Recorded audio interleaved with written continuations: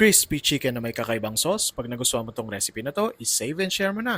Pag-umpisa tayo by brining the chicken. Kapuso, anumang kulay ng buhay. I-guess nyo naman ako sa KMJS, de joke lang. Ano bang purpose ng brining? It moisturizes and tenderizes the meat. Thanks Google, katapos nyan takpan, the longer the better. At ngayon, gagawa naman tayo ng breading mix. I-screenshot nyo na lang. Ito ang ilan lang sa mga sekreto upang maging crispy ang ating chicken. Kung nakarating ka sa part na to, huwag kakalimutang mag-like at mag-request ng gusto nyong lutuin ko next. Ngayon naman ay gagawa tayo ng batter. Alam nyo, nung una ko narinig tong recipe na to, na-weirdohan ako. Siguro dahil bago lang sa pandinig. Pero nung natikman siya ng mga bata dito sa bahay, sarap na sarap sila. Uy, nakalimutan ko i-flash yung sauce mix. Ito, screenshot nyo na lang. Nalagay nyo na lahat ng ingredients. Mix well hanggang maging ganito siya kalapot. Tapos itabi muna natin at mag-deep fry na tayo ng ating chicken. Gayahin nyo lang yung proseso na ginawa ko sa video. Mas maganda na nakalubog yung ating chicken sa mantika para pantay yung pagkakaluto.